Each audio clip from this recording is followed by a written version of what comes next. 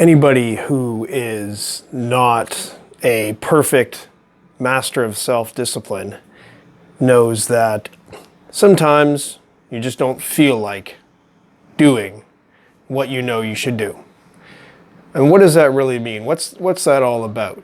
You know what is the best thing to do, and yet there's some part of you that just simply does not want to do it. It's like, I don't feel like it.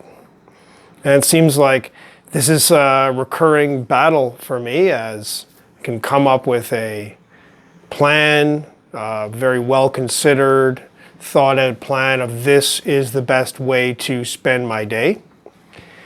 But then, one distraction or another, I can just entertain myself, play a game, browse some reading materials, and just find ways to amuse myself all day. And, before I know it, that's the end of the day, and that's the end of my well-laid plan to do all the good things.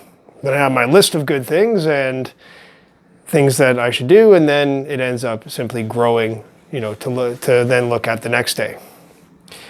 So, this is a whole topic in itself of how to have that negotiation between maybe the rational part of you that has a clear plan of all the good things that should be done, and then maybe the more kind of emotional and maybe lazy side that just doesn't feel like doing any of those things and simply wants to feel good right now, be entertained, and just have fun.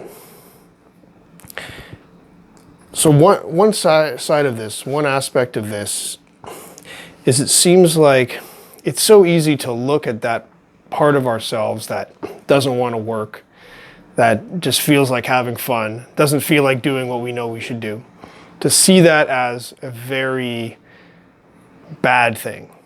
This lazy side, this lazy, greedy, doesn't want to do anything, just wants pleasure and amusement, and doesn't want to work for it. This is a very lazy thing. And, if that side of them is the dominant side, and, if that voice of I want what I want and I don't want to work for it, if that becomes the dominant voice, then that can really lead to what you might call a bad character. But it seems like maybe we don't need to look at this side as really being entirely negative. It's not bad. It's only bad if we let it kind of take over and, run our entire lives out of control.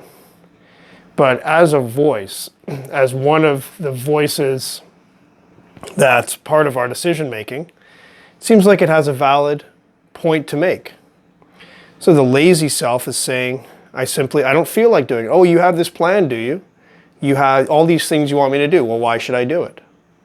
Why should I do all those things? Why should I work so hard and do things that make me uncomfortable?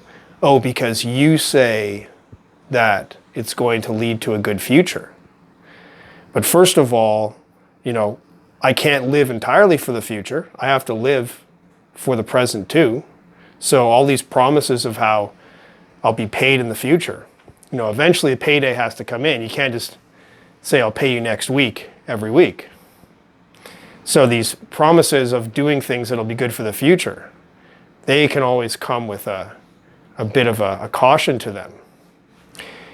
And secondly, why should I listen to my rational self and all its clever plans when it's been wrong before? It's not like my rational planning faculty is some kind of perfect controller that just knows exactly what to do.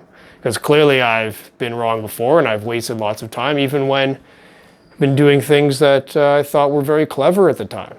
So here we have this lazy side of ourselves that's saying, oh, I don't want to do what you tell me, and why should I trust you? So rather than just saying, you are bad, you must follow my commands. Stop questioning me. I have decided that exercising and doing work and not watching TV, these are good things, and therefore you should do them. And the fact that you don't want to exercise, you don't want to work, and you'd rather sit and watch TV, that is just because you are lazy. But instead, it seems like what we have to do is kind of convince.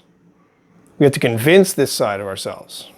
Now, maybe there's a time to simply say, shut up, I need to do my work, and that's it. And that can be effective too. But it seems like sometimes we can't do that forever, because sometimes it's like, no, I don't feel like it. And that part of ourselves needs to be convinced. It needs to really believe, okay, this is a good thing.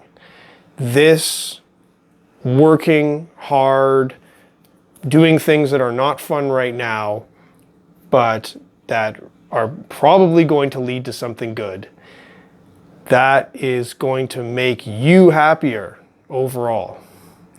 And it's this whole kind of negotiation maybe, or maybe it has to be like a sales pitch, or maybe it's some kind of like a political speech, trying to stir the masses, saying, workers, come, you should be working because this, really something to really inspire and motivate.